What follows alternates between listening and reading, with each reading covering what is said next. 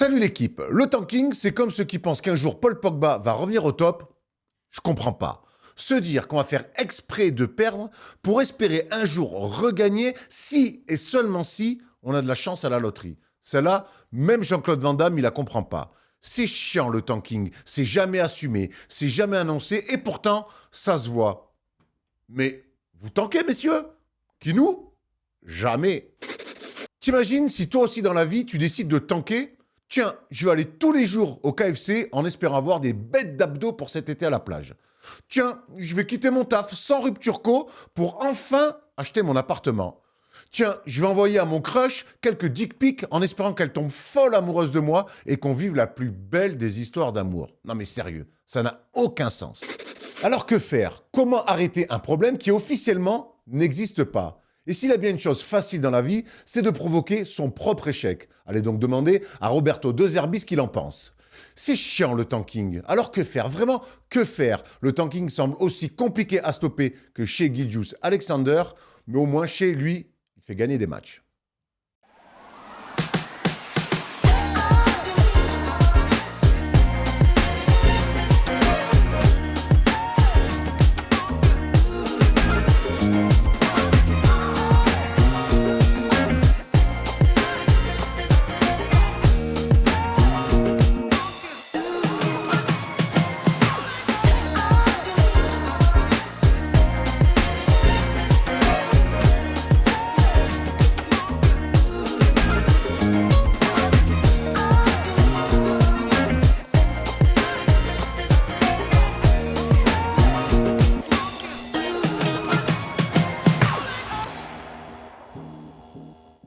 Salut l'équipe, on est jeudi et le jeudi c'est le First Day Show et cette semaine on a besoin d'un First Day Show un peu chaleureux parce qu'il fait froid, on se gèle ici à Paris, il y a de la pluie et pour ça j'ai dû appeler mes deux amis Thomas et Thomas. Comment ça va les garçons? Ça va super, écoute c'est une semaine où le PSG gagne avec des champions, c'est une bonne semaine pour moi. Quel match? On serait quelle première mi-temps?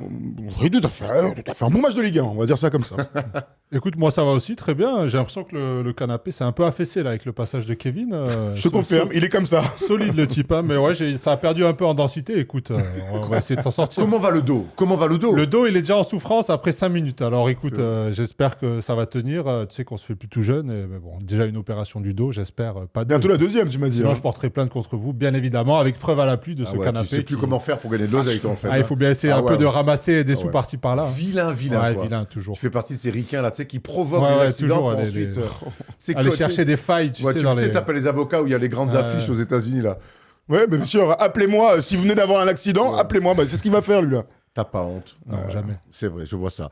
On va parler de tanking aujourd'hui, mais avant d'aller dans le sommaire, on a comme d'habitude quelques annonces à vous faire le lundi soir. Vous le savez, dans le Big Monday, on vous propose des NBA Classic Games. Et cette semaine, on va sur l'une des premières masterclass de Steph Curry. Ça se passait au Madison Square Garden, c'était en 2013. Et Steph Curry, Thomas, il a lâché 54 puntos. Ouais, aux yeux du grand public, c'est là que les gens l'ont peut-être découvert. Alors, c'est les Warriors avant Dynasty, il y a plein de choses à raconter. Face à une bonne équipe d'Enix avec beaucoup de restats, donc Carmelo Anthony. Donc, bon match, surtout avec un super finish, un bon suspense et un Draymond Green titulaire pour la seule fois de la saison. Donc, ça, c'est une petite anecdote qu'on adore. Il était encore tout jeune. Parce que vraiment, ils sont tous tout jeunes, de toute façon. Clay, ils sont tous jeunes. Hein. C'est vraiment les premières pierres. C'est intéressant ce match-là parce qu'on sait ce que vont devenir après les Warriors, mais le revoir maintenant juste avant la dynastie, c'est toujours intéressant. Et tu as raison de le dire, on voit des bons Knicks en face. Ouais, tout à fait. C'est un bon match de basket. C'est un très bon match de basket. Bon match de basket qui dit bon shooter. Bon shooter qui dit best shooter au live. Vous le savez, on a lancé maintenant ce grand concours à l'échelle nationale. Allez voir la vidéo sur YouTube pour vous expliquer toutes les règles. Thomas Dufan et moi-même avons fait le parcours. Thomas Larouquis, on entend encore ton parcours. Hein.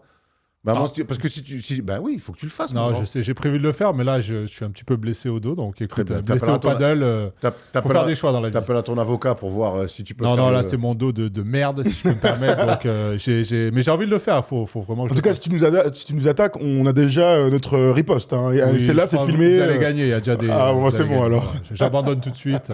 Surtout qu'on a des avocats, nous, attention, qui ne rigolent pas. Apparemment. Pas du tout. Il y en a en tout cas qui t'ont pas attendu pour faire leur vidéo. C'est comme Maxime de Béziers qui nous a envoyé sa petite vidéo et c'est exactement ça qu'on attend de vous. Regardez le résultat et le passage de Maxime à Béziers. Yo la first team, Maxime, 30 ans, je viens de Béziers. J'ai pas de club, j'ai pas de poste, parce que j'ai fait toute ma carrière en playground. Et j'ai pas de shoot non plus, mais tranquille, on kiffe le basket. Ma femme au rebond, mon fils sur le banc au cas où je me pète. Allez.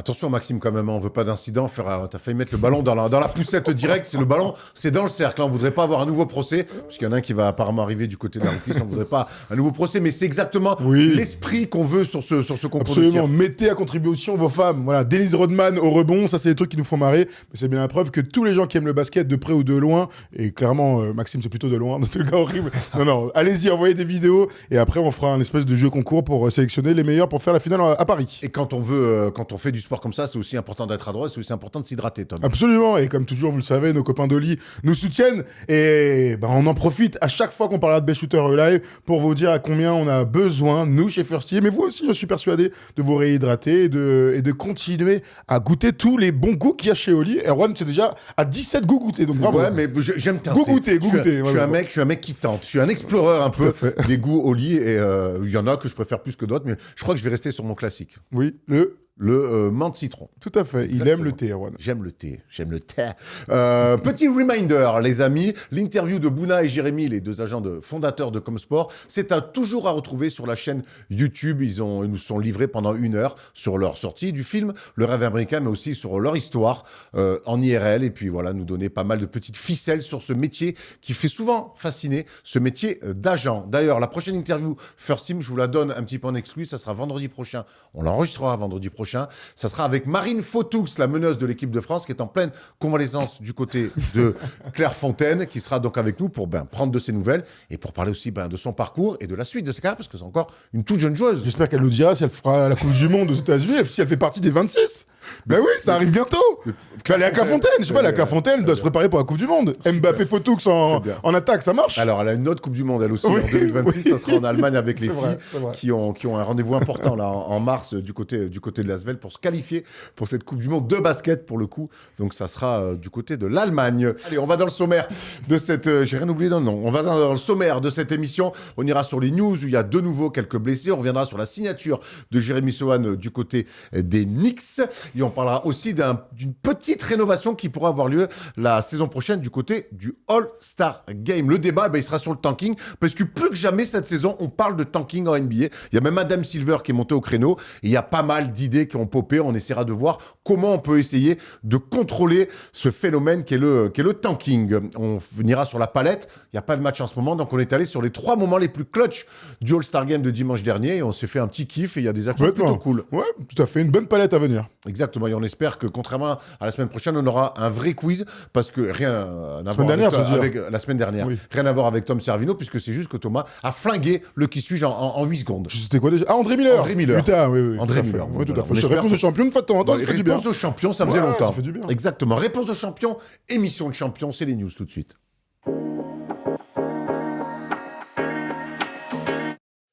La première info, elle est tombée hier soir, c'est Kyrie Irving qu'on ne verra pas cette saison. Il ne reviendra pas, lui qui avait été blessé le 4 mars dernier face aux Kings de Sacramento. Il s'était fait les croisés. Notre ami Kyrie, on ne le reverra pas cette saison. Est-ce qu'il prend soin de lui, il veut prendre son temps parce que la saison des Mavs, elle est déjà un petit peu condamnée. On est déjà peut-être un peu dans le tanking. Ou est-ce que justement les Mavs ont dit non, reviens pas, tu veux nous faire gagner des matchs et on veut avoir un haut shot draft? Non, mais disons que dans une saison qui ne devrait pas amener les Mavs en play-off, quel est l'intérêt de faire revenir ton meilleur joueur actuellement au sein de l'effectif qui a 33 ans et qui préfère prendre des précautions? Je pense qu'on est tous plutôt d'accord pour dire que c'est la bonne décision. Vaut mieux que ces gars-là prennent un maximum de temps, c'était 1 an et demi, parce que là ce sera 1 an et demi avant de reprendre vraiment la compétition, mais qui s'offrent 4 ans à haut niveau, comme a pu le faire Kevin Durant, comme l'a fait Klay Thompson, plutôt que de revenir un peu prématurément et qu'il se répète. Donc oui, je trouve que c'est la bonne décision. Après, on n'a pas plus d'infos que ça quant à son attachement à Dallas, même si on sait que depuis qu'il est là-bas, Et il kiffe les vice-versa, Mavs. les projets, justement, et vice-versa, on ne sait pas ce que Dallas veut faire avec Kyrie Irving.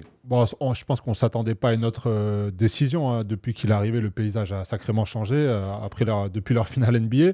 Du coup, vraiment, il n'y a aucun risque à prendre. On ne sait pas dans quelle direction ils veulent prendre. On sait qu'ils veulent, en tout cas qu'ils espèrent un haut choix de draft parce qu'il y a une belle draft l'année prochaine. Après, qu'est-ce qu'ils vont en faire? Est-ce qu'ils vont l'utiliser pour récupérer encore des jeunes talents? Est-ce que finalement il va accompagner ces jeunes talents sur les années à venir? C'est un petit peu ça la question, mais qui ne joue pas cette année, je pense que ça surprend personne. Non, Pas de absolument. Kyrie, donc cette année, pas de retour de Kyrie, et puis on verra ce qui va se passer. J'ai du mal à l'imaginer rester à Dallas. On peut imaginer On verra trade, en vrai. cet On été. verra. Attends, on verra. demain ils ont un top 5, top 3, soyez fous, un top 1 encore Ils ont une fois à la plus de gros draft. contrats, de toute façon. Bah ouais, t'as Kyrie qui est là, t'as un meneur de jeu top niveau. Je vois. Enfin, le but c'est quand même de gagner des matchs. Et donc le but c'est d'être le plus rapidement. C'est le en débat playoff. de l'émission. Bah ouais, donc non, moi je pense que Kyrie il a encore un avenir à Dallas. Ok, je te rejoins pas spécialement Bah, là-dessus. écoute, on autant verra. Anthony Davis, oui, mais lui, il a prouvé qu'il était attaché, qu'il avait des bons résultats. Demain, et tu draftes bien, tu as une équipe qui est solide. Je vois pas pourquoi tu te séparais de Kyrie. Hein.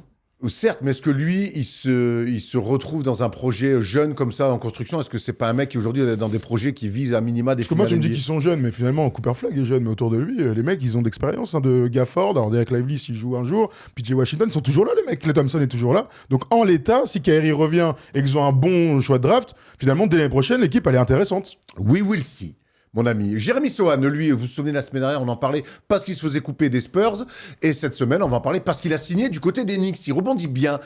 Jérémy Sohan, c'est un apport intéressant pour les Knicks. Après José Alvarado, ils ajoutent Jérémy Sohan qui va amener un petit peu ce qu'il sait faire, du touche-à-tout, comme il a pu l'annoncer en conférence de presse. Je peux faire un peu de tout. Donc, c'est ce que le coach voudra que je fasse. Tout ce qui me permettra d'être sur le terrain, je le ferai à 100%.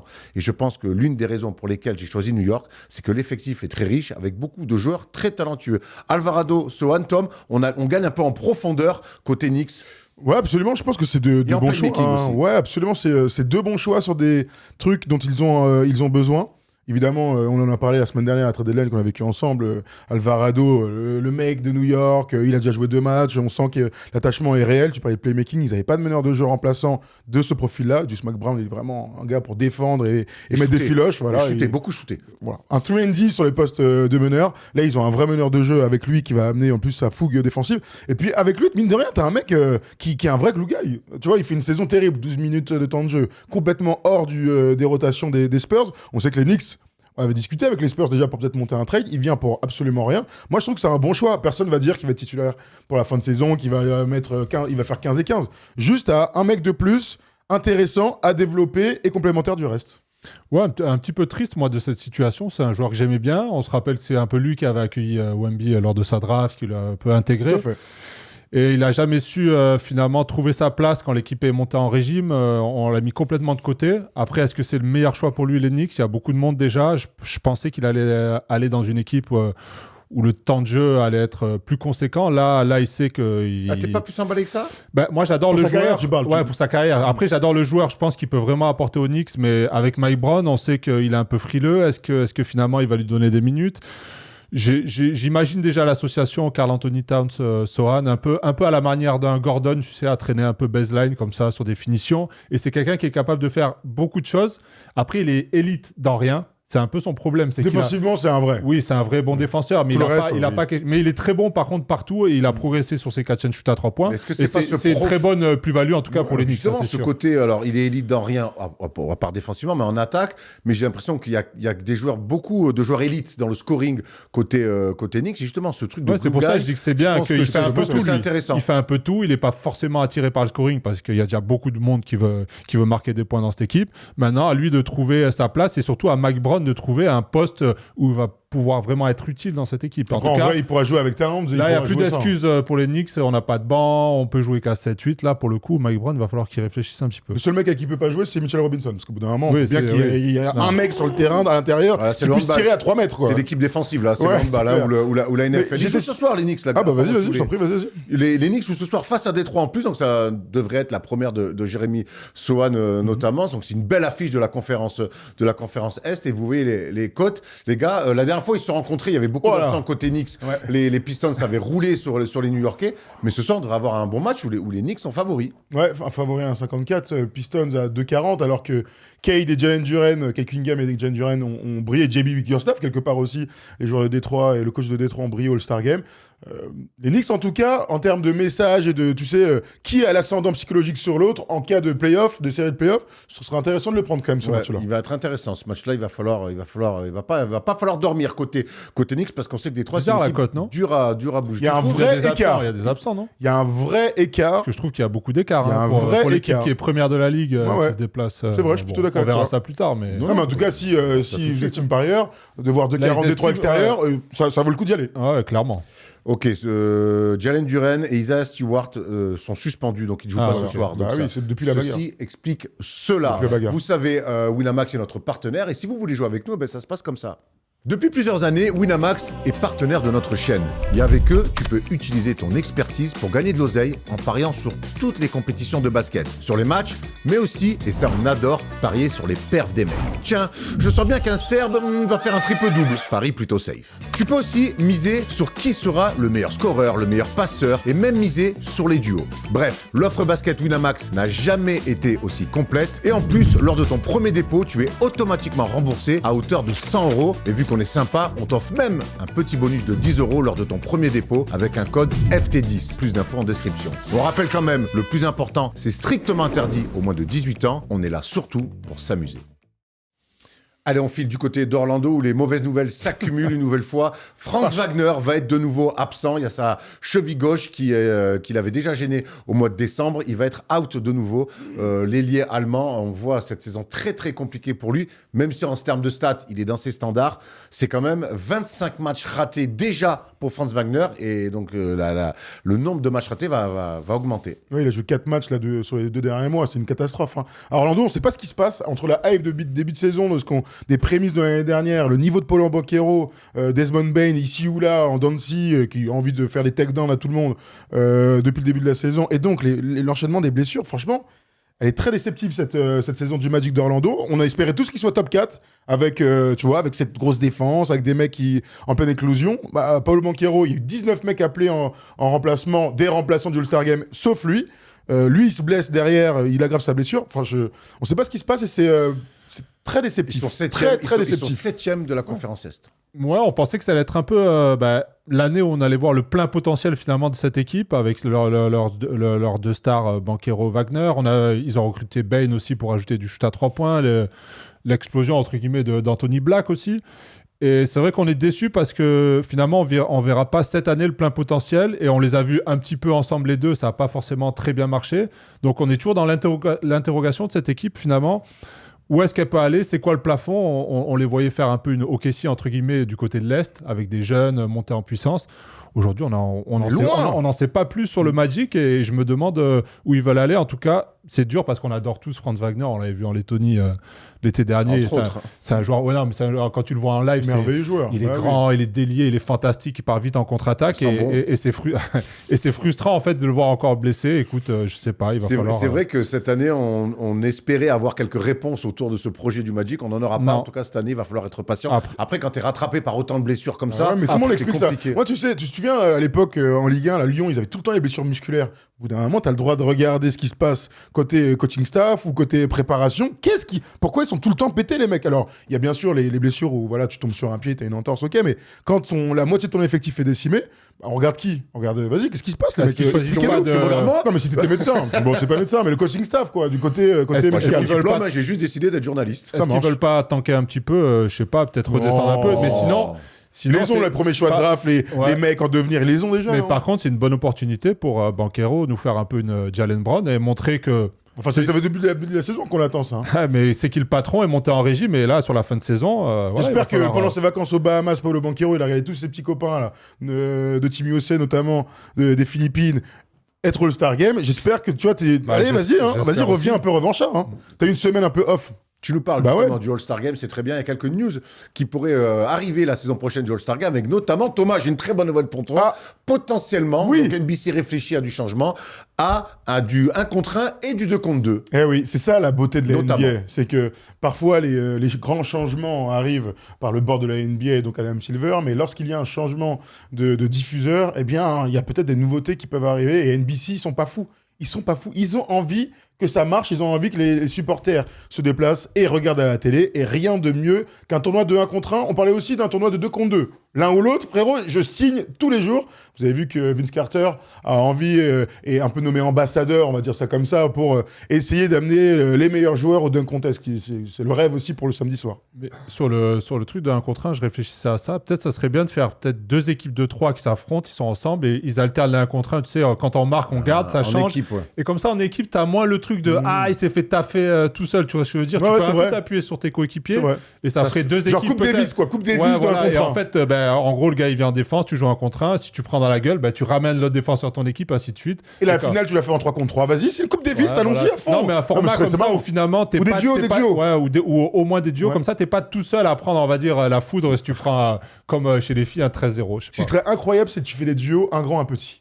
Tu sais, t'imposes un espèce de quota. Il n'y a plus de petits, c'est compliqué. On va dire ça à Victor, il fait 2m24. Il y en a quelques-uns. Non, mais je te parle de taille. Tu vois, tu mets 2m06, moi 2m06, ou 2m03, je m'en fiche, mais tu vois, tu t'imposes un truc, du coup, ça donne forcément des espèces de duels entre 2 grands, 2 petits, mais aussi le grand contre le petit. Et peut-être aussi, allons au bout du truc, en fait. Comme sur le match All-Star, aller chercher peut-être aussi les OG, les jeunes, le reste du monde, faire des duos comme ça un peu, voilà, essayer d'aller chercher. Tu fais 4 duos, regarde, un duo monde, un duo States, un duo jeune et un duo G-League, c'est le gars qui est tout naze. Mais tu vois, c'est ça qui serait trop cool en fait. Non, mais G-League, évidemment, c'est naze. Hein, mais je suis bluffé là. Ce serait incroyable. Sur les 3 dernières minutes, vous venez de m'envoyer le nombre d'idées qui sont sorties. Ils sont là, mes créatifs. T'as le mail d'Adam ou pas?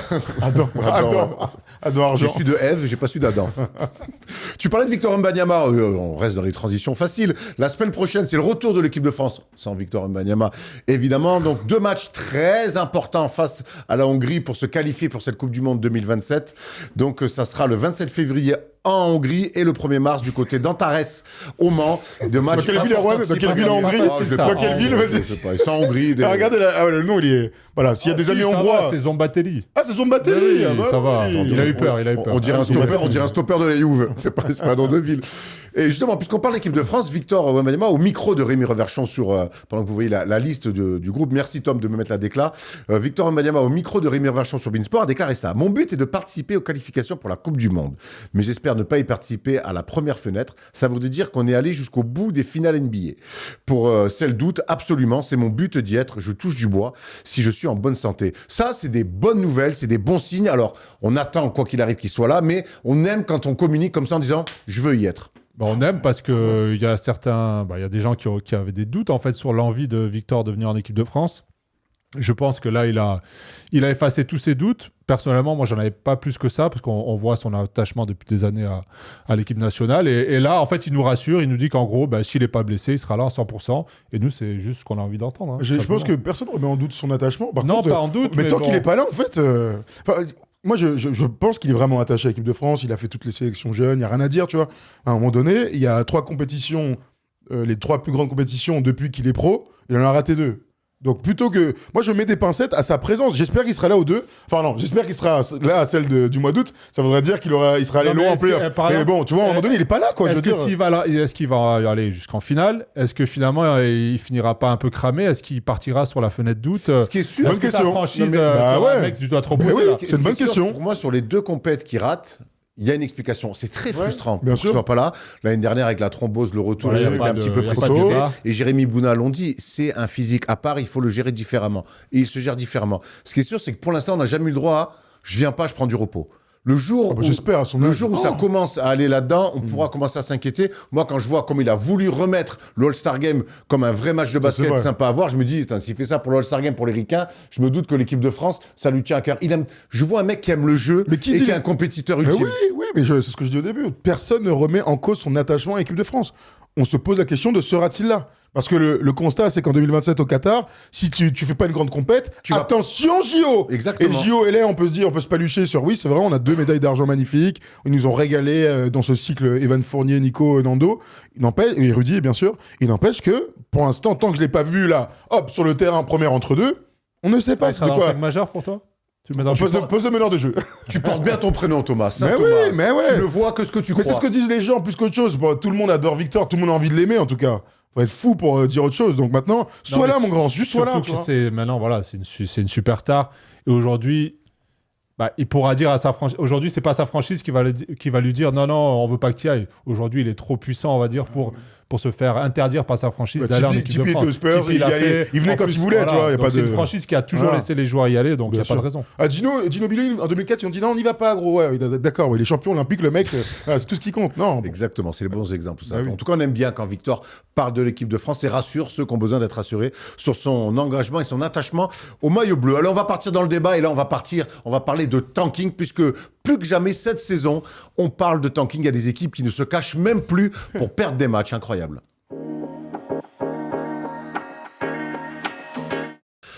Cette saison, le Jazz et le Pacers ont déjà été sanctionnés avec des amendes donc d'Adam Silver pour tanking trop évident. On va prendre cette déclat d'Adam Silver parce que c'est quand même assez rare quand même dans le giron. Regardez ce qu'a dit Adam Silver. Est-ce que le tanking est pire cette année que précédemment ? Oui, selon moi. C'est ce qui a conduit à ces amendes, Jazz et Pacers. Donc, nous allons examiner de plus près le comportement des équipes et je voulais très clairement que les équipes soient prévenues. Avant qu'on rentre, messieurs, dans le détail du tanking, dans les solutions même pour essayer de combattre ce phénomène du tanking, qu'est-ce que vous pensez est-ce que vous avez l'impression cette saison qu'il y a plus de tanking assumé que les années précédentes ? Bon, déjà, disons que le tanking a toujours existé. Aussi lointain, on se souvient ensemble, on a toujours parlé de ces équipes qui font exprès de perdre, ici ou là des matchs, qui mettent pas forcément leurs meilleurs joueurs sur le terrain, qui les sortent à des moments importants, des fausses blessures. Ça fait partie de l'écosystème NBA à partir du moment où la loterie existe et donc les moins bonnes équipes, vraiment les pires équipes de NBA récupèrent les meilleurs joueurs et on sait ce qui se passera lors de la draft 2026. Donc ça, c'est une réalité. Le problème, c'est que ça arrive jamais d'habitude avant le All-Star Game. Là, on était avant le All-Star Game. Le Jazz, il nous faut un recrutement de XXL. Il y a Jaren Jackson Jr., il y a Lauri Markkanen. Ils sont tous là, ils sont exceptionnels. Ils sont à plus 20. Hop, 2 matchs de suite, les mecs ne rentrent pas en jeu. Donc là, c'est d'une évidence implacable. On en a parlé entre nous. On a commencé à en discuter un petit peu dans Clutch. Ouais, là, c'est une évidence. Donc à la fois, le timing et la manière sont beaucoup trop obvious pour qu'il n'y ait aucune réaction de la NBA et d'Adam Silver. Donc moi, je trouve qu'il a le bon discours parce que l'essence même du jeu, c'est quand même d'essayer de gagner tous les matchs. Si tu peux faire 82-0, permets-moi de te dire qu'il faut faire 82-0. Donc je trouve que c'est un moment qui est quand même important pour la suite de la NBA dans le moment où il y a toujours plus de calculs. Ouais, c'est compliqué. C'est vrai que les autres années, on n'en parlait pas autant, mais là, comme tu l'as dit, des équipes qui jouent avec leurs joueurs majeurs et tout d'un coup, 4e quart-temps, mettre tout le monde sur le banc, on l'avait pas vu tant que ça. Après, la NBA, c'est un business. On sait comment ils réfléchissent. Ils pensent à l'audience, aux salles remplies. Ça aussi, c'est important. Aujourd'hui, il va vraiment falloir trouver une solution parce que j'ai l'impression qu'ils sont les équipes sont dans l'excès, surtout cette saison. Je pense que c'est par rapport aussi à la super draft qui a annoncé. C'est pour ça aussi qu'on en parle encore plus. C'est que la draft est tellement forte l'année prochaine que là, les équipes sont vraiment prêtes à tout, quitte à prendre des amendes qui finalement les impacteront pas tant que ça. Quand tu prends $500 000, mais que tu as la possibilité de récupérer le numéro 1 draft, c'est largement rentable. Je pense qu'ils sont prêts à repayer 500 000 d'ici la fin de l'année pour avoir un bon choix de draft. Thomas dit un truc super intéressant, c'est que cette année, ça arrive très très tôt, avant le All-Star Game. Donc, et du coup, en ricochet, ça risque aussi quelque part de fausser le classement, de lâcher comme ça ouvertement des matchs. Et si ça commence à fausser le classement, là, ça devient un vrai problème pour la Ligue, parce qu'au bout d'un moment, il y a des équipes où on le voit notamment dans la conférence Ouest, où l'avantage du terrain, être dans les 6, être 7e pour le pin, ça peut quand même changer pas mal de choses. Et si tu as des équipes qui, dès le fin janvier, disent « mais nous, on en a plus rien à foutre », là, ça risque de fausser des résultats, donc fausser peut-être des confrontations futures en play-off, et ainsi de suite. Et là, du coup, ça devient aussi quelque part un vrai gros problème qu'il faut gérer. Ouais, mais c'est un problème de valeur. Ce mot-là, il est un peu galvaudé, mais c'est un peu comment on imagine la NBA. Le problème du tanking, c'est la valeur de ton équipe, c'est quoi ? D'être à 40% de victoire ? Ok. T'as pas trop de blessures, tes gars sont capables de jouer, etc. Tu te retrouves à 31% de victoire, de manière délibérée. Bah là, il y a un problème. faut quand même que les équipes soient à peu près au niveau qu'on des attentes. Tu vois, prenons l'exemple des Pelicans, entre ce qu'on imaginait au début de l'année et ce qu'ils sont réellement cette année, ils sont juste nuls. Bon, en plus, ils ont même pas leur choix de draft vu qu'il va partir au Hawks. Ouais, mais ils tankent même pas. Mais Ouais. non, ils sont juste nuls. Ils sont nuls. Ils font pas semblant. Ils sont nuls. Mais le Jazz, ils ont recruté de manière intelligente pour devenir bien meilleurs à l'instant T. Jaren Jackson Jr. a quand même été mis sur le côté pour la Jazz, ils ont saison. une équipe pour aller accrocher le play-in. Mais oui, et large. c'est une équipe qui doit se battre pour le play-in. Voilà. Et finalement, le coach, alors évidemment, ça doit pas être simple d'être coach dans ces moments-là où on te pose la question, moi, monsieur, vous êtes en train de tanker? Non, ce sont des choix. Je voulais donner du temps de jeu aux jeunes. C'est exactement, C'est incroyable. c'est exactement ce que je dis dans l'édito. Mais attendez, Oui. vous tankez? Moi, non. Pas du tout. Qu'est-ce que tu racontes? Bah ouais, mais bon, qu'est-ce que tu veux qu'ils disent? Ils peuvent pas dire Bah oui, oui, non plus. oui. Parce que ça va pas être 500 000, là, ça va être 2 millions l'amende. Donc non, on est quand même à un moment charnière où le boss de la NBA est quand même obligé d'intervenir au moins dans les médias dans un premier temps en disant bah ouais, là, il y a le début d'un problème qui peut être grave. Ouais, tu sais, au bout d'un moment, les franchises, elles jouent avec les règles. Voilà, il y a des règles mises en place, il y a des choses à venir. Donc, elles, tant qu'elles sont dans les règles, même si elles prennent des petites amendes, je pense qu'elles vont continuer. C'est pour ça qu'on a ce débat aujourd'hui, qu'il faut vraiment trouver une solution pour changer ça, parce que ça devient un peu trop flagrant et ça, comme tu l'as dit, ça fausse le championnat. Mais le tanking, ça fait partie du jeu par contre. Hein. Oui, ça fait Moi, partie. demain, mon équipe, il y a une possibilité. Prenons les Spurs 2022-2023. On le ferait tous, on le ferait tous. Il y a Victor qui arrive. Tu me dis, bon, ça reste des hommes. Tu sais, souvent, on dit les institutions, les franchises. Ça reste des mecs qui décident. Au bout d'un moment, on a une discussion sur WhatsApp. On dit, bon, ce match-là, on peut pas un peu lever le pied. Ah, hop, et finalement, oui, on lève le pied, en fait. Donc, ça fait partie du jeu. Faut être plus malin que le système. Un peu comme dans la vie, d'ailleurs. Il y a Mark Cuban qui s'est exprimé. Enfin, pour ceux qui veulent le faire. Hein, Ouais, il y a Mark si vous Cuban êtes qui s'est fait, exprimé voilà, sur le tanking. Il a une drôle de sordide, Mark Cuban. Vous allez peut-être m'aider, les gars, et vous qui nous suivez, à essayer de comprendre ce qu'il a dit. Nous n'avons pas souvent tanké à Dallas, c'est vrai. Seulement quelques fois en 23 ans. Mais lorsque nous l'avons fait, nos fans l'ont apprécié et cela nous a permis de nous améliorer, de monter un trade pour obtenir Luka. La NBA devrait se soucier davantage de l'expérience des fans que du tanking. Ouais, alors il y a deux trucs. On prend la dernière phrase, comme ça on repartira sur le tanking. Dans cette interview, il est très véhément sur le fait que Adam Silver ne devrait pas autant parler du tanking, mais plutôt du fait que des familles ne puissent plus aller au stade parce que les places sont trop chères. Donc il a soulevé un vrai problème. C'est pas aujourd'hui qu'on va malheureusement c'est deux pouvoir... problèmes distincts. C'est un autre C'est débat, mais c'est un autre débat. tout à fait deux trucs. Mais il peut dire que le problème le plus grave, c'est l'expérience des fans et le prix des places. Et il peut aussi parler du tanking. Parce que là, il vient d'avouer quand même qu'il a tanké pour Luka. Je veux dire, oui, c'est vrai. J'ai attends, tanké. Il a raison. Les Spurs, qui sont la franchise la mieux pensée de l'histoire de la NBA, certainement, ils ont tanké 2 fois dans leur vie. Ils ont chopé Duncan, ça leur a changé leur histoire. Et ils ont chopé Victor, ça risque de changer leur histoire. Donc, en fait, moi, Ça marche. pour moi, interdire... De toute façon, tu ne peux pas interdire de tanker parce que, comme on le dit, en fait, officiellement, c'est un problème qui n'existe pas. Tu vois? Donc, il faut prouver... C'est dur de matérialiser ça. Exactement. Quoi. Oui. Prouver qu'une équipe tank... Alors, je suis pas avocat. Tu me parleras du tien, Tom Larouki, s'il est si bon que ça. Mais comment on essaie... Prouver qu'une équipe tank, alors là, le Jazz, c'est évident. Le Jazz, c'est évident. Mais Mais c'est jamais. Toutes les équipes qui tankent depuis qu'on connaît, on le voit parce qu'ils perdent, mais entre on est vraiment nul et on veut perdre, Mais- la limite, elle est fine. bien sûr. Mais la difficulté, elle est qu'ils mettent des joueurs au repos pour soi-disant des blessures. Aujourd'hui, 99%, je pense, des joueurs NBA, si tu veux leur trouver un pépin, tu leur trouves un pépin. Tu fais une IRM du genou ou du dos. Donc, ils auront toujours cette excuse. Ah non, il est blessé, regarde la vidéo, enfin, regarde l'IRM, regarde les analyses, tout ça.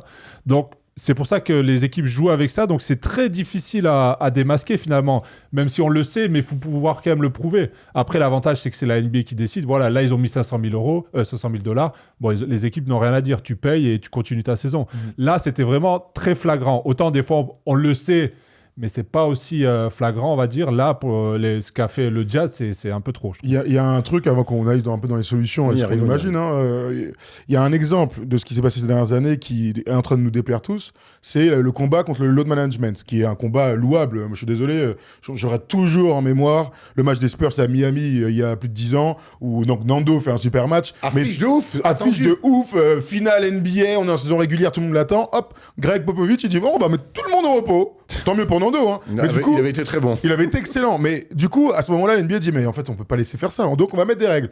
La règle des 65 matchs, on se rend bien compte que, en fait, sur le principe, elle a du sens. Mais elle risque elle risque de fausser elle risque beaucoup de de choses. fausser Nikola Jokic, notamment, ou Shea, Ou s'il Victor. continue, ou Victor, par exemple, t'as raison. Donc, il faut aussi être faut prendre du recul sur tout ça et voir s'il y a vraiment des solutions qui peuvent être viables à long Ah terme. ben justement, les solutions, on va essayer d'en proposer quelques-unes.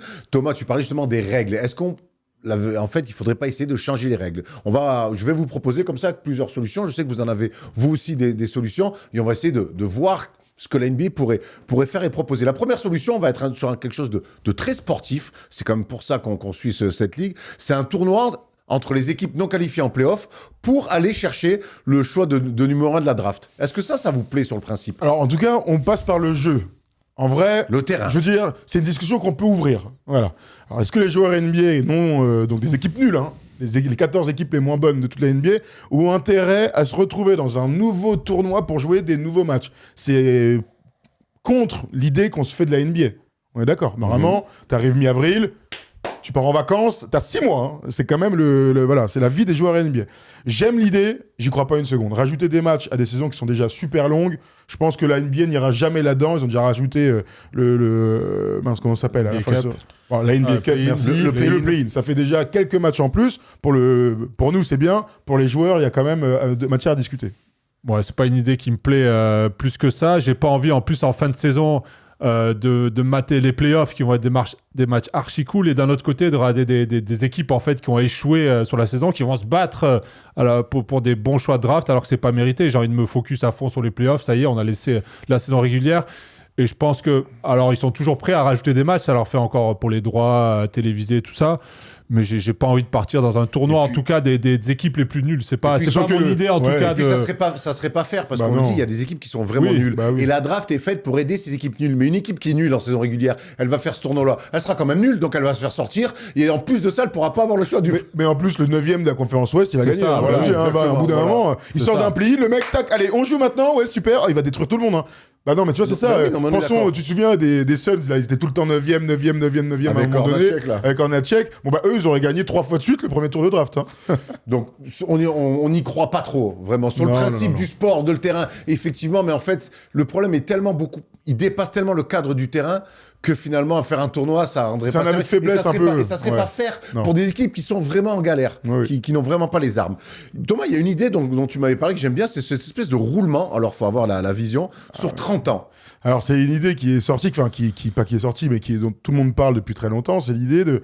Bon, bah, il y a la grande roue, là, du bonheur, et tu sais quelle année tu vas avoir... Enfin, quelle équipe aura son premier choix de draft. Évidemment, à partir du deuxième choix de draft, là, tu utilises encore une fois une loterie, les pires équipes, etc. Mais le premier choix de draft est attitré à une équipe déjà définie sur 30 ans. Alors, évidemment, ça pose des problèmes, parce que si les Lakers sont champions 2030 et qu'ils ont le choix 2030, le meilleur joueur de sa génération pourrait se retrouver du côté des Lakers. Donc, c'est une vraie question.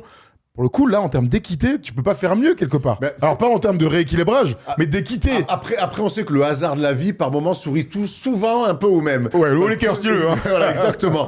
Mais quelque part, tu vois, je me dis que les Knicks, depuis Ewing, n'ont jamais eu un numéro 1 draft. Ça fait plus de 30 ans. Il y a des franchises qui... 40 ans. Ça fait 40 ans. Il y a des franchises, 40 ans. Il y a des franchises qui n'ont jamais eu de choix numéro 1 draft. Il y en a d'autres qui en ont eu 3 ou 4 ou 5 depuis qu'on suit la NBA. Donc, est-ce que toi, Thomas, c'est cette espèce de grand roulement sur 30 piges et pas rien, te plairait?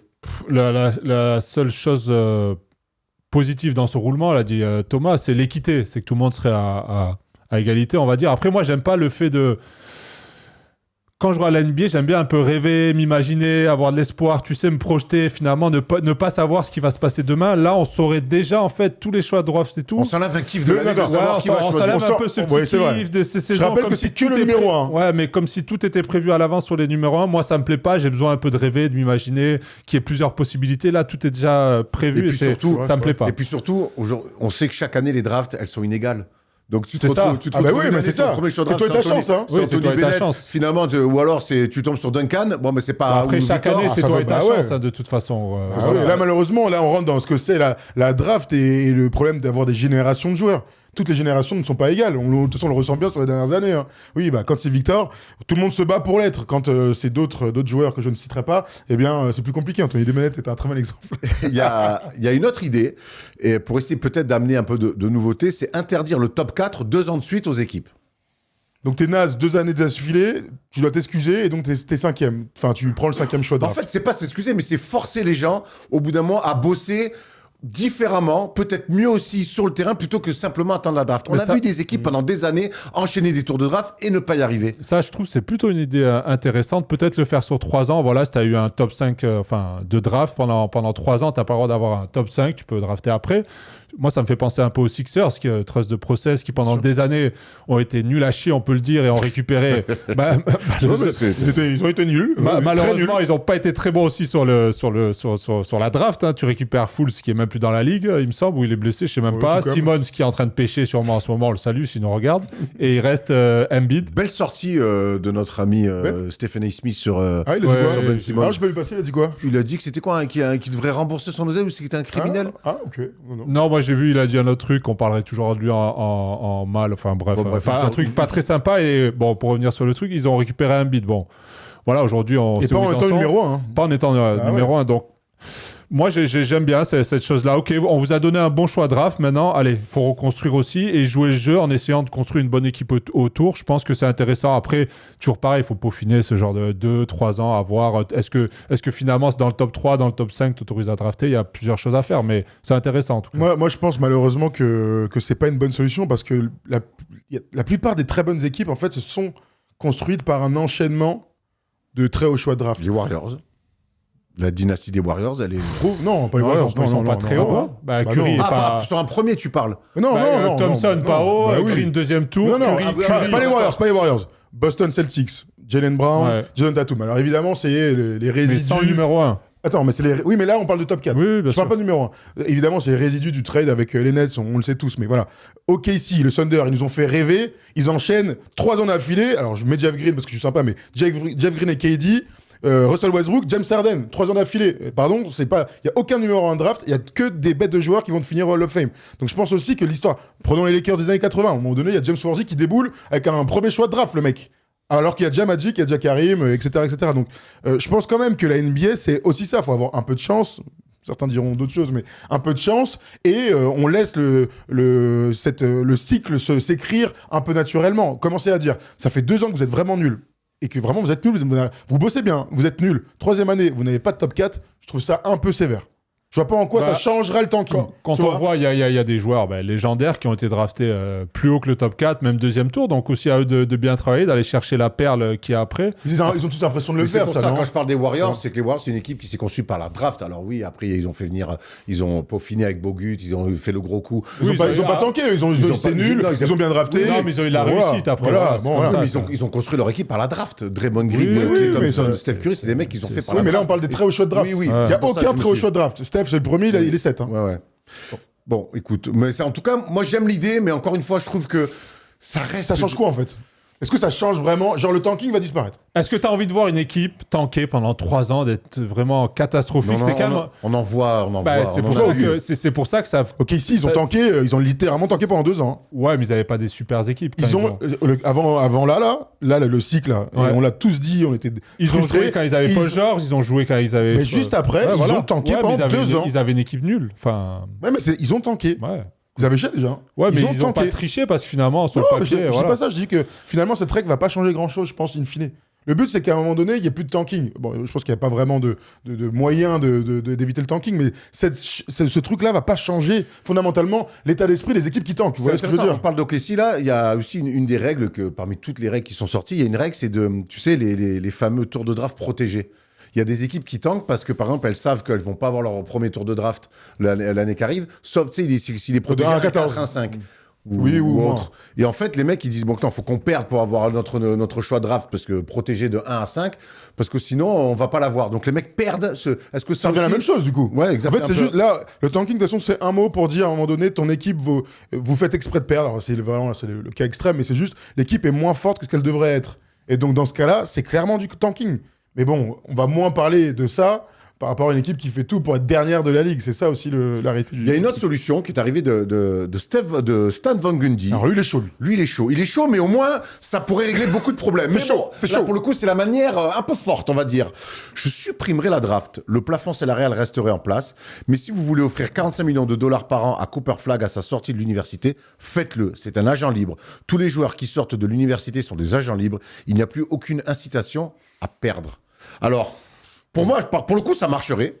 Pour le coup, là, il n'y aurait plus aucune raison de tanker. Par contre, Comment ça, il n'y aura plus de raison de tanker, mais... Bah non. Dites-moi, attends.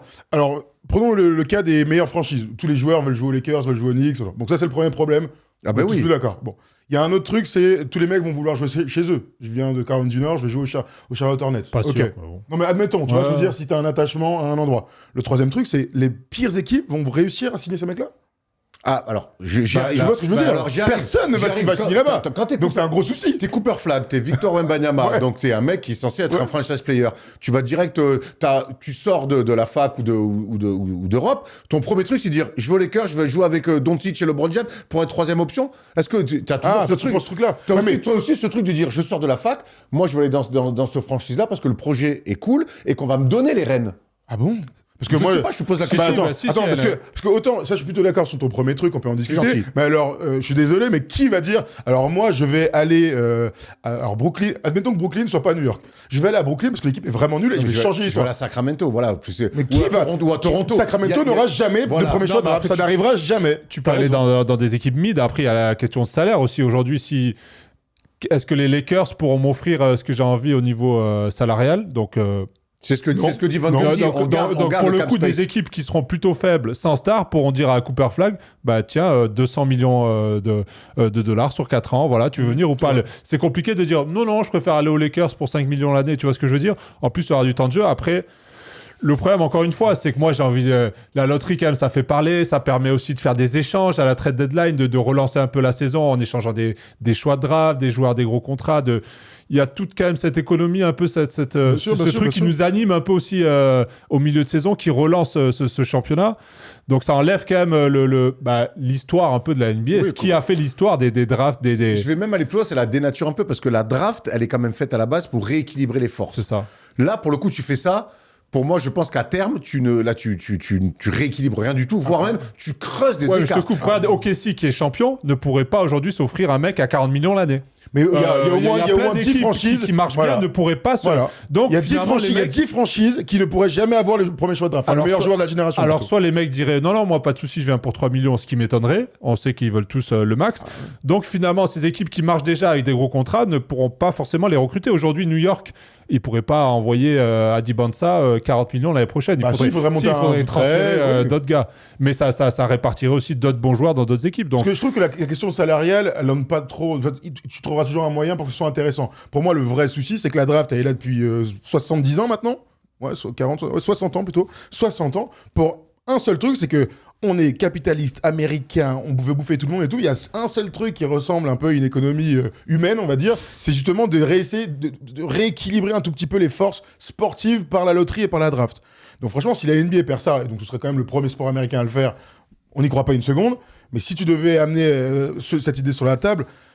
Bon, les Jacks, la NBA n'est pas très humaine, hein, soyons clairs. Bah, tu perds complètement l'essence même de ce qu'elle est et de ce qu'on a toujours connu. Oui. Et la NBA s'attache tellement à ça. Sinon, ils auraient enlevé 82 matchs depuis longtemps. Mais pour moi, faire ça, c'est rendre les plus forts, rendre les plus faibles encore plus faibles. La Ligue 1, quoi. Voilà, exactement. Et n'oublions pas que la draft, ça a été pensé. T'as bien raison de le dire. C'est à l'opposé d'une vision capitaliste. Ouais. La draft, c'est vraiment un truc plutôt de gauche où on essaie où tout le monde rééquilibre les forces. On essaie d'être le plus juste possible. Si tu enlèves ça, pour moi, on va vraiment tomber où là, ça sera toujours les mêmes équipes. Oui. Et on sait que déjà, avec la draft qui est installée, il y a des équipes qui, historiquement, sont des losers et n'y arrivent pas. Donc, imagine si tu enlèves. Clairement, cette solution, c'est simple. Ça éliminerait le tanking. Il n'y a pas de doute là-dessus. Par contre, le problème serait résolu. C'est la seule chose que ça nous apporte. Mais je pense que t'en créerais d'autres. Tom, il y a une idée que tu aimes bien qui est inspirée du hockey sur glace, dont tu voulais nous parler. Ouais, on a vu passer ça là sur les réseaux un petit peu. Ça a été fait dans la ligue féminine de hockey par un étudiant, je crois, en doctorat, qui avait imaginé une sorte de... à partir du moment où tu es éliminé, t'es plus qualifiable pour les playoffs, on prend en compte ton bilan et le meilleur bilan a le plus haut choix de draft à la fin, c'est-à-dire toutes les équipes qui seront éliminées sur la fin de saison, pour espérer avoir plus de pourcentage de bien draftés, doivent gagner un maximum de matchs. Donc après, c'est toujours pareil, ça a peaufiné, parce que le mec qui gagne 5 matchs au bout de 60 matchs, est éliminé plus tôt, donc a plus de chances de gagner. Donc ça serait plus un pourcentage de victoire sur tes matchs restants à gagner. Mais en tout cas, je trouve que l'idée est intéressante parce que finalement, ça obligerait sur les fins de saison à pas fausser le championnat et à obliger à ces équipes de gagner un maximum de matchs. Et ça relancerait un peu aussi, finalement, ce bas de tableau. Donc c'est intéressant. Après, il faut un peu modeler tout ça. Parce mais... que le souci, c'est que tu as une équipe qui a joué 15 matchs depuis qu'ils sont éliminés, puis il y en a une qui en a joué c'est un, pour ils sont à ça que je te dis 100%. c'est pour ça que je te dis le Ouais, mais du coup, pourcentage. t'es à 100% du coup. Ouais, Non, mais... Non, Bon, mais c'est pour ça que maintenant, on a joué un match 100%. Bravo, monsieur. Numéro 1 draft. Non, mais en vrai, c'est une bonne idée. C'est toujours pareil. Non, mais ça c'est essayer de serait mettre sur les le 3 jeu. dernières Voilà. équipes, par Mettre le exemple. jeu. Oui, bien sûr, t'as raison. Pas Non, mais l'équipe bien sûr. 9e Ouais, ou à 2 5. journées de la fin qui est éliminée. Tu sais, Le gars, il joue le play-in, il perd le play-in, il jette. Non, mais t'as raison. Non, mais c'est intéressant. C'est l'idée de mettre le jeu au milieu du tanking, enfin de la loterie in fine. Et donc, nous, c'est ce qu'on aime. Ce qu'on ne veut pas voir, c'est les fins de saison là où les mecs, ils sont tous au repos. Ça n'a plus aucun sens, c'est nul. Essayez de gagner vos matchs. Voilà, essayez de gagner vos matchs jusqu'au bout. En tout cas, faites semblant d'essayer de gagner vos matchs. C'est juste ce qu'on demande. C'est ça le meilleur truc pour contrer le tanking. Et de toute façon, on en revient toujours aux bases du truc. Hein. Bossez bien, Ouais. vous êtes payé pour gagner des matchs, faites tout pour gagner des matchs. Voilà, Ouais. revenir un peu à la base même d'être un sportif de haut niveau et d'être dans des organisations sportives. Est-ce que, une dernière idée comme ça, là, vous savez que c'est les 3 pires bilans qui ont la même chance. Ils ont lissé, t'as raison, Voilà, il y a quelques années. la là. NBA a changé un petit Voilà. peu. Avant, c'était vraiment le ouais. dernier bilan avait le plus de chances. Là, c'est les 3 derniers bilans. Est-ce que si on augmente les 3 dernières équipes aux 5, 6, 7, je sais pas, est-ce que pour vous, ça aurait de l'intérêt? C'est-à-dire que si tu finis 27e ou 24e, t'as autant de chances que le dernier, tu vois. Moi, je trouve ça a l'intérêt, peut-être aux 6 dernières. Par contre, celle qui a le meilleur bilan de ces 6 a plus de chances de drafter haut. Ça éviterait vraiment, tu vois, que se dire il faut absolument qu'on perde tout. Finalement, il faudrait finir le moins nul de ces 6 équipes pour avoir plus de chances de drafter. Ça obligerait finalement ces équipes à se dire putain, là on est dernier, il faut qu'on gagne des matchs parce qu'on n'aura pas le plus de choix possible. Donc, un peu dans ce sens-là, le pourcentage rééquilibré la meilleure équipe en tout cas de ces 6 dernières et plus de chances de drafter. Si on prend la saison actuelle, les derniers, c'est Sacramento, Washington et la Nouvelle-Orléans, à l'heure actuelle. Hein, donc les 3 pires équipes de la NBA. Après, c'est Indiana, Brooklyn et Utah. Donc, voilà, donner le meilleur choix, par sachant exemple. qu'il y a 6 victoires d'écart entre les derniers. Utah pour l'instant, parce qu'ils sont mieux classés que les 2 derrière eux, tu vois. Ouais, dans c'est cet intéressant. esprit-là. Et donc, du coup, bravo, ils ont raison de perdre des matchs. C'est ça qui est terrible. On en C'est revient ça, toujours. ah ouais, on déplace le Mais problème. oui, mais de toute façon, quoi qu'il arrive, le tanking, il faudra perdre des matchs. C'est exactement ça. À partir du terrible. moment où tu as décidé de tanker, tu peux sortir toutes les solutions. C'est toujours le chien qui se mord la ça queue. enlèvera peut-être ces fins de saison où il va y avoir, vous l'avez dit au début, des équipes qui se battent pour la première, deuxième place, qui vont affronter Brooklyn, tout ça, d'avoir des matchs complètement faussés. Une équipe comme Utah qui a embêté pas mal d'équipes sur ce début de saison, et peut-être les voir revenir plus fort sur la fin de saison si on fait un peu ce genre de modèle. À voir. En tout cas, on vous a demandé à vous aussi hier sur les réseaux, qu'est-ce que vous feriez pour vous battre contre le tanking. Il y a Nico M qui nous dit simple et efficace. Les derniers de chaque conférence sont privés du first pick. Ils ne pourront donc choisir qu'à partir du second et parfois ils sont meilleurs que le first pick. C'est vrai. Cela obligerait toutes les équipes à jouer le jeu jusqu'à la fin de saison surtout.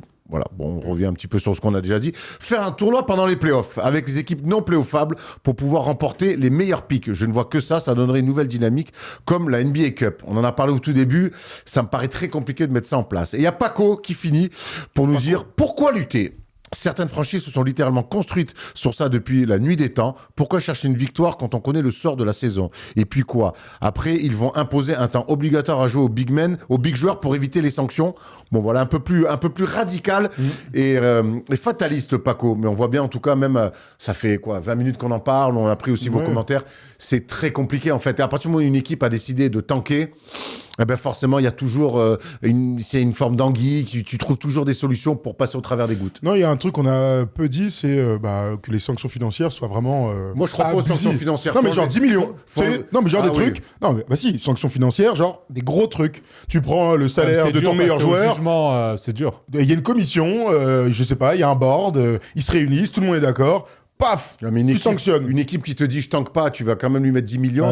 Oui, enfin bon, c'est pas le compte-parole, les gars, à un moment donné, ça s'appelle le tribunal. Mais quitte à être sévère, Tom, est-ce que sucrer des choix de draft, on l'a vu dans d'autres circonstances, des équipes, quand tu leur enlèves pendant 2-3 ans, tu peux pas drafter, ça fait très mal, hein. Là, pour moi, ça, c'est trop extrême. Ça a du sens si on te prend un tanké une fois, on te prend un tanké 2 fois. Ah, et troisième fois, tu joues au con. Bah là, l'année prochaine, tu draftes pas. Là, faut que... D'accord. Oui, d'accord. Mais sinon, tu t'imagines, là, ce sera un peu difficile. Mais pour moi, c'est une question d'oseille. T'as raison, 500 000, ça change quoi? Ah non, pour les C'est une franchises, victoire à la Pour NBA moi, Cup ça pour un change joueur. beaucoup, mais pour eux... Pour moi, ça change toute ma vie. Mais pour eux, c'est rien. Mais 10 millions, on en discute. Ouais, 10 millions, c'est un peu abusé. Enfin, Thomas, t'es gentil, mais tu sais ce qui a changé ta vie vraiment Non? depuis que tu me connais? Non. C'est que tu fais des palettes maintenant. Ah oui, c'est Et des ça, magnifiques ça, palettes. ça a vraiment changé ta vie. Les palettes de Thomas, vous allez voir, c'est incroyable.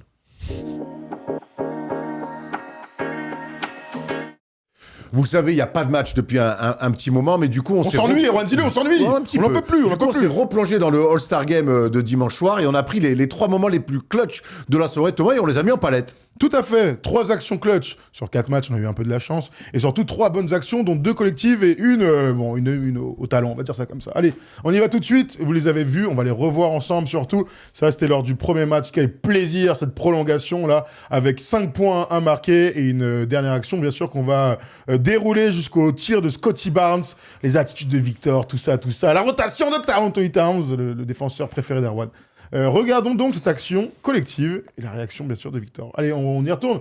Je rappelle, voilà, la première équipe qui remporte ce match doit marquer 5 points. Donc là, forcément, l'équipe de Victor ne doit pas encaisser de 3 points. Ils avaient déjà encaissé 2 juste avant. Déjà, un vrai système de basket. Ça, c'est la bonne nouvelle. Un petit croisement, là, comme ça, pour commencer avec Kate Cunningham qui est à la balle. Regardez ce système. Il va aller chercher son coéquipier Jalen Duren. Ça, c'est un système qui n'existait pas à notre époque, les mecs. Hein. Exact. Je m'en régale. J'aurais adoré qu'ils existent à mon époque. Devin Booker récupère le ballon. Et là, regardez la bonne défense déjà. Hein. Et, Towns, évidemment, est à l'opposé. On check un petit peu le déplacement de Scottie Barnes. Mais là, regardez, les 2 bigs, là, ils se régalent. Siakam et Wemby se retrouvent presque en prise à 2 sur Devin Booker. Derrière, donc, on va sortir le ballon et on check toujours à l'opposé. Bon déplacement de Towns, vous l'avez vu. Bon déplacement. Le petit end-off, là, le petit main à main avec les 2 joueurs des Pistons une nouvelle fois. Encore une bonne défense de Victor. Une bonne passe surtout de Kate Cunningham. Et on va commencer à s'intéresser au déplacement à l'opposé de nos amis Deni Avdija et Karl Anthony Towns. Il est tout seul. Ils sont tout seuls à l'opposé. Mais qu'est-ce qu'il faut, Thomas Larokis? Dis-moi. Bonne passe de Duren à souligner. Et donc, une filoche magnifique. La réaction de Victor Wembanyama, parce qu'il n'était pas là pour perdre. Une belle action collective déjà, un bon tir. Il y a plein de choses à raconter, Thomas. Tu veux commencer par quoi? Il y a beaucoup de choses. On voit que le système est bien mis en place. On voit surtout que Victor ne veut pas laisser Booker prendre un shoot à... C'est Booker, ouais. Prendre un shoot à 3 points, ce qui est plutôt logique. Il délaisse complètement Duren, mais sauf que derrière, tu as les 2 citrons, Avdija et Towns, qui n'ont pas compris qu'il fallait pas prendre absolument de shoot à 3 points. Après... Laisser Scottie Barnes tout seul à 3 points, est-ce que c'est vraiment un mauvais choix? C'est pas le pire choix. C'est pas le pire choix, mais je pense pas qu'ils y ont pensé. Mais pour le coup, alors est-ce que ça a été dit avant? On accepte les 2, on laisse les 3. On voit quand même que ça reste une défense de All-Star All-Star Game à l'opposé. Les mecs sont debout, sont pas vraiment en attitude, sont en réaction. Ils se font punir. On se rappelle que Scottie Barnes savait même pas qui chutait pour la victoire. Hein. Il l'a dit. Tu le vois à la réaction, il sait pas qu'ils ont gagné quoi. Il dit on a gagné, il a pas compris. Mais alors, il y a 3 points. Il y a 2. Non, mais c'est exceptionnel. C'est merveilleux, j'adore le basket. C'est pour ça qu'il l'a mis d'ailleurs. Il était très relâché. Il est très relâché. Après, il regarde les gars, genre, on a gagné, ok, lourd. Après, c'est les nouveaux règlements. Bon, bref, Non, mais oui, premier à 5, ça va. Très complexe. Ça va, parce que le hasard ou pas fait que c'est le joueur de Karl Anthony Towns qui marque à 3 points. Et on sait que, et il le disait dans les commentaires, faut pas donner 3 points. L'aide, elle est très franche de la part de Karl Anthony Towns et d'Avdija. Pour moi, le mec est dans sa bonne zone. C'est Avdija parce que c'est son joueur qui est le plus loin du ballon. Donc c'est lui qui doit venir aider. L'aide de Karl Anthony Towns comme ça, qui descend de 45 en bas, si bas, elle me paraît... Avdija, il a le droit de voir que Towns est déjà en train de descendre et de se dire, bon ok, il est déjà en bas, moi je vais recouvrir en haut. Il a le droit aussi d'avoir cette réflexion. Pour moi, c'est Avdija qui a priorité, c'est comme le code de la route. Oui. C'est ton joueur. Mais il le voit pas, Towns. Et surtout, ce qu'il peut faire, c'est que Jalen Duren... Tu le laisses aller dunker, ça fait 2 points, et derrière, t'as balle de match. Parce qu'ils sont déjà à 3. Ils sont déjà à 3 et t'as balle de match. Mais bon, voilà, bref. Bon, ça nous a... En tout cas, ça nous a fait un débat. Merci à Towns. Ça nous a fait parler et ça nous fait faire une palette. On s'est régalé. Allez, deuxième action. On y retourne dans ces matchs du All-Star Game, dans ce petit format qui a plu au plus grand nombre. Alors, cette fois-ci, on est dans le match entre les 2 équipes américaines, les bleus et les rouges, là, les Stars et les Stripes, avec les OG d'un côté, et donc la jeune garde, et un magnifique panier de De'Aaron Fox au buzzer pour aller chercher cette victoire. On y retourne au début et on va voir qu'on se retrouve un peu comme Team USA 2024. Tu vois, avec LeBron dans cette position de meneur là qu'on adore, c'est son meilleur poste de toute manière. Et il va essayer de retrouver surtout son pote Kevin Durant. Regardez donc l'échange entre les deux joueurs, le petit écran entre les deux. Bon, ça pinaille un peu, ça switch défensivement. Bon, allez, ça c'est la première information. Kevin Durant à 45, pas beaucoup d'espace. Je sais pas ce qu'ils font les deux là. Ils sont pas compris, Anthony Edwards et Shuttlegram. Ça va donner donc beaucoup d'espace à notre ami LeBron James. Et là, ça va être super intéressant. Regardez déjà la défense. C'est Kate Cunningham qui est presque en zone, on va le dire. Il a complètement oublié que ce filou de Donovan Mitchell là. Regardez-le, il est passé dans le dos. Déplacement mais héroïque, j'ai envie de te dire ça. Ça, il est super basketteur. Derrière, il se retrouve avec la balle. C'est le soldat Ryan, le mec. Ah, tout à fait. Bravo à lui. Là, la bonne passe, bien dans le rythme. Ils sont parfaits sur le petit timing. Kate Cunningham est en retard au début. Kate Cunningham est en retard à la fin. Kate Cunningham laisse un tir grand ouvert, en rythme et très relâché aussi de De'Aaron Fox. Ça donne une magnifique filoche. Il y a plein de trucs à dire. Dis-moi que tu as adoré quand même le petit placement à la Paul Lacombe de Donovan Mitchell, Thomas. Ouais, clairement, le déplacement sans ballon qui fait la différence. Ce que je vois surtout, c'est qu'encore une fois, LeBron James n'est pas la première option dans son équipe pour marquer le panier de la gagne, comme avec Team USA. C'est gratuit, ça. Parce qu'il y a des... c'est vrai, on voit bien que c'est pas lui qui va prendre. Il a la création, c'est une vérité, on le voit sur le J'ai site. rien dit. Il a la création, on voit que bon, c'est pas une grande défense au début. La coupe de Donovan Mitchell qui change tout, Kate Cunningham un peu comme Towns, qui dort complètement à l'opposé, il doit empêcher de faire cette coupe et la patience derrière pour sortir sur Fox, relâcher comme il l'aime bien. Pour une fois, il est clutch, malheureusement. Cette saison. Il n'a pas été en saison régulière, il a été All-Star. Écoute, à choisir. Le déclic pour le renard. Il a des comptes à régler, la rookie sur la palette. Je suis pragmatique aujourd'hui. Je disais le Star Game, c'est que tu kiffes. Ouais, mais je constate. Je peux constater ou pas? T'as bien constaté, bravo. Bon, allez, on se fait la dernière action. Et là, on va se la faire juste pour le kiff, parce qu'il n'y a pas grand-chose à dire. À part que le défenseur, on l'a déjà vu dans la palette. On le connaît, je l'ai déjà vu quelque part. Tout à fait. Allez, on y retourne. Là, c'est le troisième match. Quel plaisir, la Team World, qui doit gagner de 3 points contre cette équipe des OG, là, les Stars. Et un Kawhi Leonard on fire, 31 points en 10 minutes dans ce match. Merveilleux. Allez, on y retourne. La palette, elle sera moins longue après. Déjà, on fait un petit check sur le score. Il reste 17 secondes. 45-45. Et c'est Siakam. Siakam, il m'a régalé, je vais vous dire. Parfois, il était un peu en dilettante, mais sinon, il m'a plutôt régalé défensivement. Et il défend sur Kawhi Leonard. Il est en attitude, lui, déjà. C'est la bonne nouvelle pour notre ami camerounais. On va donc, un peu comme tout à l'heure, aller avec... c'était KD, cette fois-ci, c'est LeBron qui va poser un petit écran pour provoquer les fameux switch. Pourquoi ils switchent comme ça, les mecs? Je comprendrai jamais pourquoi on switch aussi facilement. Laisse Siakam sur Kawhi, on sait qu'il va tirer. Et donc, c'est Karl Anthony Towns qui joue avec la Team World. Et je peux vous dire que si ma vie en dépendait, si l'univers en dépendait, j'espère que Towns ne sera jamais dans la Team World.